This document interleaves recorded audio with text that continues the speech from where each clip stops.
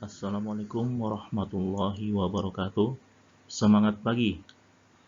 Pada kesempatan kali ini kami akan melakukan presentasi perilaku organisasi dengan tema nilai, sikap, kepuasan kerja, dan budaya organisasi. Ada beberapa definisi nilai dalam perilaku organisasi menurut para ahli. Yang pertama, menurut Sofyandi dan kawan-kawan, nilai adalah suatu modus, cara, perilaku atau keadaan akhir dari eksistensi yang khas lebih dapat disukai secara pribadi atau sosial daripada suatu modus perilaku atau keadaan akhir eksistensi yang berlawanan atau kebalikannya. Menurut Gibson dan kawan-kawan, nilai-nilai atau values adalah kesadaran, hasrat afektif, atau keinginan orang yang menunjukkan perilaku mereka. Menurut Nixon dan kawan-kawan, berpendapat bahwa nilai-nilai adalah keyakinan yang stabil dan evaluatif yang menunjukkan preferensi kita untuk hasil atau tindakan dalam berbagai situasi.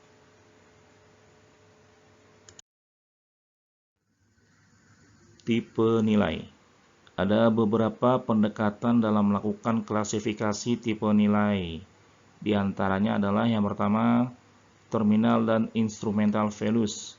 Terminal values adalah keadaan akhir nilai-nilai yang diharapkan tujuan orang ingin mencapai selama hidupnya, sedangkan instrumental values adalah cara berperilaku yang disukai atau sarana bagi seseorang untuk mencapai terminal values. Yang kedua, Schwartz Value Theory. Schwartz meyakini nilai-nilai bersifat motivasional. Apabila prestasi seseorang dihargai, akan mengakibatkan orang tersebut bekerja keras untuk mendapatkan promosi di pekerjaan. Macam-macam nilai. Menurut Gerd Hofstede, berdasarkan hasil penelitiannya, menyimpulkan ada 6 variasi nilai untuk menganalisanya. Yang pertama yaitu power distance atau jarak kekuasaan, yaitu hingga sejauh mana anggota masyarakat yang memiliki kekuasaan yang rendah menerima distribusi kekuasaan yang tidak sama. Yang kedua, quantity and quality, kuantitas dan kualitas kehidupan. Kuantitas kehidupan adalah tingkatan mana nilai-nilai seperti ketegasan, perolehan uang dan bahan material, serta persaingan itu gagal. Sedangkan kualitas kehidupan adalah sampai tingkat mana orang menghargai hubungan dan memperlihatkan kepekaan dan keprihatinan untuk kesejahteraan orang lain. Yang ketiga, individualism versus collectivism, yaitu seseorang lebih memperhatikan diri sendiri dibandingkan lawan kolektif, yang menghendaki seseorang yang mempunyai tanggung jawab yang lebih luas, yaitu tanggung jawab sosial. Yang keempat, uncertainty avoidance atau penghindaran ketidakpastian, yaitu atribut budaya yang menggambarkan sejauh mana suatu masyarakat merasa terancam oleh situasi yang tak pasti dan ambigu dan mencoba menghindari situasi tersebut. Yang kelima, long term and short term orientation. Orientasi jangka panjang adalah di mana nilai-nilai yang dipakai oleh masyarakat atau organisasi berorientasi ke masa depan serta menghargai penghematan dan ketekunan. Sementara orang yang berorientasi jangka pendek menghargai masa lampau dan masa sekarang serta menekankan penghargaan akan tradisi dan mematuhi kewajiban sosial. Yang keenam, masculinity, yaitu pembagian peran antara pria dan wanita, yang di dalamnya pria memiliki sifat memaksa dan memiliki peran yang dominan, sementara wanita memiliki peran yang lebih banyak berhubungan dengan perhatian pada kualitas kehidupan dan hubungan. Fungsi nilai, dari segi fungsinya, nilai memiliki dua fungsi, yaitu fungsi utama dan fungsi langsung. Adapun fungsi utama nilai yaitu nilai sebagai standar. Yang pertama, membimbing individu dalam mengambil posisi tertentu dalam social issues tertentu. Yang kedua, mempengaruhi individu untuk lebih menyukai ideologi politik tertentu dibanding ideologi politik yang lain. Yang ketiga, mengarahkan cara menampilkan diri pada orang lain. Keempat, melakukan evaluasi dan membuat keputusan. Yang kelima, mengarahkan tampilan tingkah laku, membujuk dan mempengaruhi orang lain. Memberitahu individu akan keyakinan, sikap, nilai, dan tingkah laku individu lain yang berbeda, yang bisa diprotes dan dibantah, bisa dipengaruhi dan bisa diubah. Sedangkan fungsi langsung yaitu fungsi yang mengarahkan tingkah laku individu dalam situasi sehari-hari, sedangkan fungsi tidak langsungnya adalah mengekspresikan kebutuhan dasar sehingga nilai dikatakan memiliki fungsi motivasional. Sikap dalam perilaku organisasi. Menurut Winardi, sikap adalah determinan perilaku karena mereka berkaitan dengan persepsi, kepribadian, dan motivasi. Sikap atau attitude adalah pernyataan evaluatif baik yang menyenangkan maupun tidak menyenangkan terhadap objek, individu, atau peristiwa. Komponen sikap.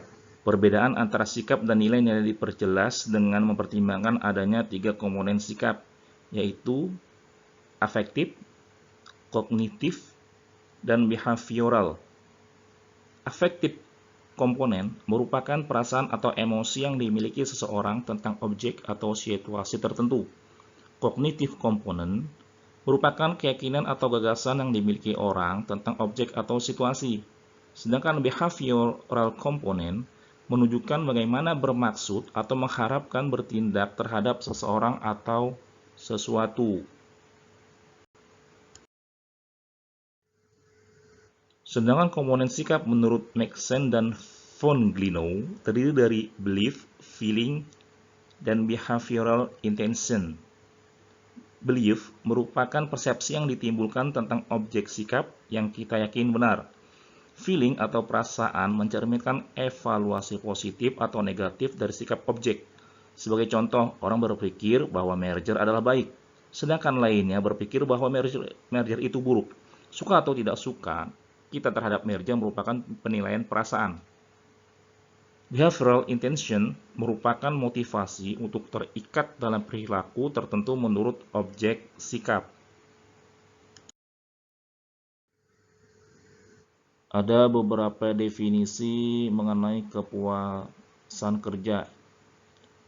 Yang pertama, menurut Robbins and Judge dalam A Study memberikan definisi kepuasan kerja sebagai perasaan positif tentang pekerjaan sebagai hasil evaluasi dari karakteristiknya. Sedangkan menurut Maxent dan von Glinow memandang kepuasan kerja sebagai evaluasi seseorang atas pekerjaannya dan konteks pekerjaan, merupakan penilaian terhadap karakteristik pekerjaan, lingkungan kerja, dan pengalaman emosional di pekerjaan yang dirasakan. Ada beberapa faktor yang mempengaruhi kepuasan kerja. Yang pertama, pemenuhan kebutuhan. Kepuasan ditentukan oleh tingkatan karakteristik pekerjaan, memberikan kesempatan pada individu untuk memenuhi kebutuhannya. Yang kedua, perbedaan. Kepuasan merupakan suatu hasil memenuhi harapan. Pemenuhan harapan mencerminkan perbedaan antara apa yang diharapkan dan apa yang diperoleh individu dari pekerjaannya. Bila harapan lebih besar dari apa yang diterima, orang akan tidak puas. Sebaliknya, individu akan puas bila menerima manfaat di atas harapan. Yang ketiga, pencapaian nilai. Kepuasan merupakan hasil dari persepsi pekerjaan memberikan pemenuhan nilai kerja individual yang penting. Yang keempat, keadilan. Kepuasan merupakan fungsi dari seberapa adil individu diperlakukan di tempat kerja. Yang kelima, komponen genetik. Kepuasan kerja merupakan fungsi sifat pribadi dan faktor genetik. Hal ini menyeratkan perbedaan sifat individu mempunyai arti penting untuk menjelaskan kepuasan kerja di samping karakteristik lingkungan pekerjaan. Mengukur kepuasan kerja dapat dilakukan dengan cara yang pertama, pengukuran kepuasan kerja dilihat sebagai konsep global. Konsep ini merupakan konsep satu dimensi, semacam ringkasan psikologi dari semua aspek pekerjaan yang disukai atau tidak disukai dari satu jabatan. Pengukuran ini dilakukan dengan menggunakan kuesioner satu pertanyaan. Yang kedua, pengukuran kepuasan kerja dilihat sebagai konsep permukaan. Konsep ini menggunakan konsep facet atau permukaan atau komponen yang menganggap bahwa kepuasan karyawan dengan berbagai aspek situasi kerja yang berbeda itu bervariasi secara bebas dan harus diukur dan secara terpisah. Yang ketiga, pengukuran kepuasan kerja dilihat sebagai kebutuhan yang terpenuhkan. Konsep ini merupakan suatu pendekatan terhadap pengukuran kepuasan kerja yang tidak menggunakan asumsi bahwa semua orang memiliki perasaan yang sama mengenai aspek tertentu dalam situasi kerja.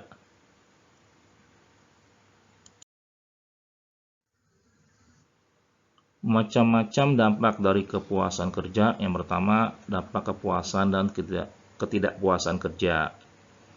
Dampak perilaku kepuasan dan ketidakpuasan kerja telah banyak diteliti dan dikaji. Beberapa hasil penelitian tentang dampak kepuasan kerja terhadap produktivitas, ketidakhadiran dan keluarnya pegawai, dan dampak terhadap kesehatan. Yang kedua, dampak terhadap produktivitas. Hubungan antara produktivitas dan kepuasan kerja sangat kecil. Fromm mengatakan bahwa produktivitas dipengaruhi oleh banyak faktor-faktor moderator di samping kepuasan kerja. Lawler dan Porter mengharapkan produktivitas yang tinggi menyebabkan peningkatan diri kepuasan kerja jika tenaga kerja mempersepsikan bahwa ganjaran intrinsik dan ganjaran ekstrinsik yang diterima kedua-duanya adil dan wajar disosialisasikan dengan prestasi kerja yang unggul. Yang ketiga, dampak terhadap ketidakhadiran dan keluarnya tenaga kerja. Ketidakhadiran dan berhenti bekerja merupakan jenis jawaban-jawaban yang secara kualitatif berbeda. Ketidakhadiran lebih spontan sifatnya dan demikian kurang mencerminkan ketidakpuasan kerja. Lain halnya dengan berhenti atau keluar dari pekerjaan. Perilaku ini akan mempunyai akibat-akibat ekonomis yang besar. Maka lebih besar kemungkinan ia berhubungan dengan ketidakpuasan kerja. Yang keempat, dampak terhadap kesehatan. Meskipun jelas bahwa kepuasan kerja berhubungan dengan kesehatan, hubungan kausalnya masih tidak jelas. Diduga bahwa kepuasan kerja menunjang tingkat dari fungsi fisik dan mental, dan kepuasan sendiri merupakan tanda dari kesehatan.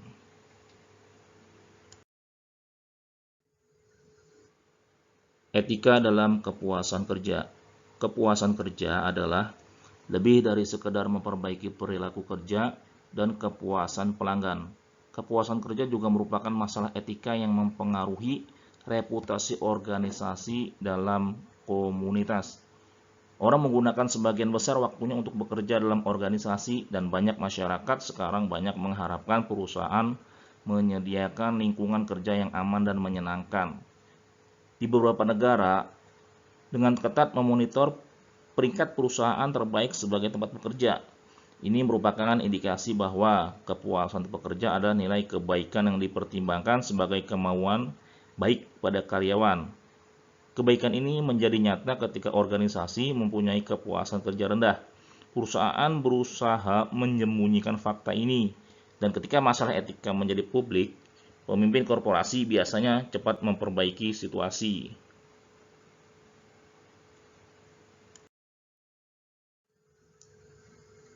Selanjutnya adalah budaya organisasi. Budaya organisasi adalah sistem kepercayaan dan sikap bersama yang berkembang dalam suatu organisasi dan membimbing perilaku para anggotanya. Budaya organisasi juga dapat didefinisikan sebagai filosofi, ideologi, nilai-nilai asumsi, kepercayaan, harapan, sikap, dan norma-norma yang menyatukan suatu organisasi serta disebarluaskan oleh para karyawannya. Ada beberapa definisi menurut para ahli mengenai budaya organisasi. Menurut Chasway dan Lodge, Budaya organisasi adalah sistem nilai yang dianut oleh anggota organisasi yang kemudian mempengaruhi cara mereka dalam bekerja, berperilaku, dan beraktivitas. Sementara menurut Edgar Scheins, menyatakan bahwa budaya organisasi dapat didefinisikan sebagai pola asumsi dasar yang diciptakan, ditemukan, atau dikembangkan oleh suatu kelompok tertentu, terutama ketika mereka belajar dan beradaptasi untuk mengatasi masalah eksternal dan internal dengan segala pertimbangan yang ada.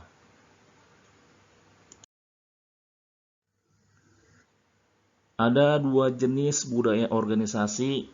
Yang pertama, budaya organisasi kuat, dan yang kedua, budaya organisasi lemah. Budaya organisasi yang kuat ini merupakan jenis budaya organisasi yang kokoh dan kuat, di mana jenis budaya organisasi ini mengacu pada situasi di mana karyawan dapat menyesuaikan diri dengan baik, menghormati kebijakan organisasi, dan mematuhi semua pedoman organisasi yang berlaku. Dalam budaya organisasi yang kuat seperti ini, setiap orang yang terlibat merasa sangat menikmati pekerjaan mereka dan menjadikan setiap tugas kerja sebagai pembelajaran baru, serta mereka mencoba untuk mendapatkan banyak pelajaran dan pengalaman sebanyak yang mereka bisa. Dengan kata lain, setiap anggota organisasi benar-benar menerima peran dan tanggung jawab mereka dengan sukarela. Sedangkan budaya organisasi lemah, setiap anggota organisasi menerima peran dan tanggung jawab mereka hanya karena rasa takut pada atasan atau pemimpin mereka di dalam organisasi. Mereka takut terhadap segala kebijakan organisasi yang ada, sehingga apapun yang mereka lakukan semata-mata karena ada paksaan. Yang menjadikannya, orang-orang yang terlibat di dalam organisasi ini hanya menjadikan organisasi sebagai platform utama untuk mencari penghasilan. Namun sejatinya mereka tidak pernah merasa terikat dengan organisasi tersebut. Kedua jenis budaya organisasi di atas akan memberikan dampak budaya organisasi terhadap para anggota organisasi dan pihak-pihak eksternal dari organisasi yang bersangkutan. Sebagai contoh, karyawan yang ada di dalam budaya organisasi yang lemah akan menjalankan setiap pekerjaan dengan rasa berat hati. Sedangkan karyawan yang berada di budaya organisasi yang kuat, mereka akan menjalankan pekerjaannya dengan rasa ikhlas.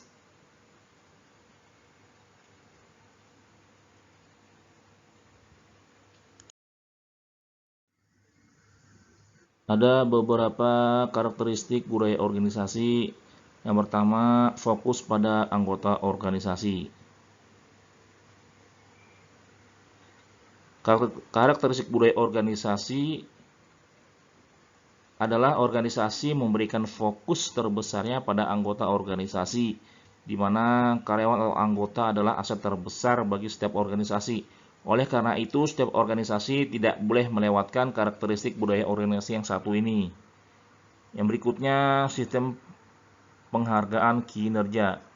Ini juga merupakan salah satu karakteristik budaya organisasi yang sangat penting, di mana organisasi harus memikirkan sistem penghargaan kinerja yang baik dan tepat untuk seluruh karyawannya.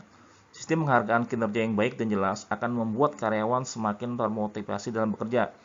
Sebagai contoh, adanya kenaikan gaji, insentif, bonus tahunan, promosi kerja, dan lain sebagainya.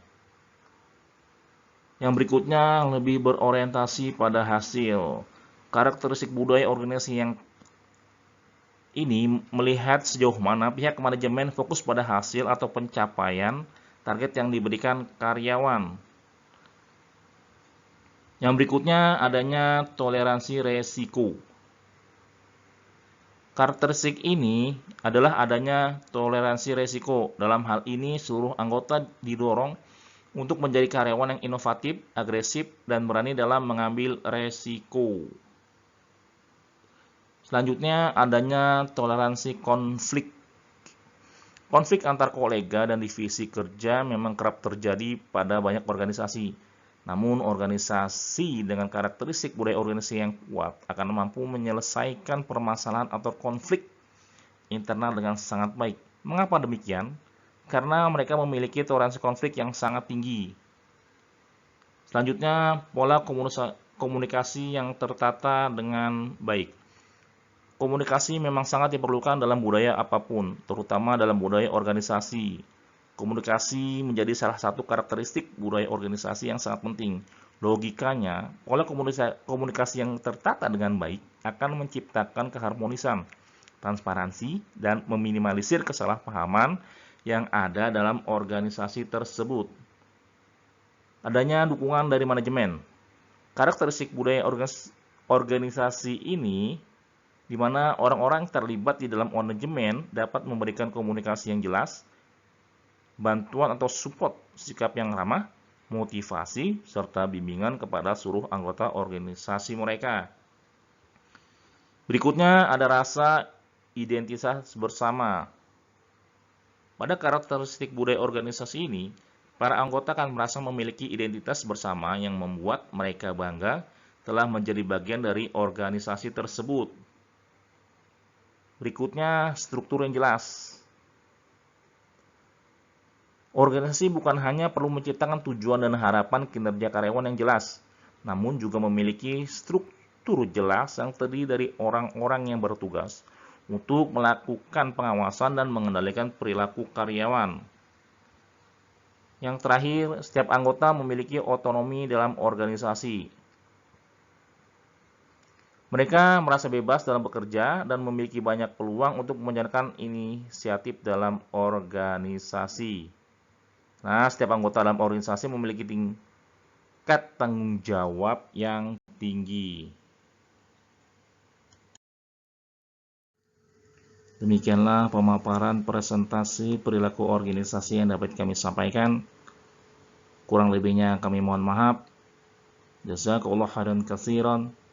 Wassalamualaikum warahmatullahi wabarakatuh.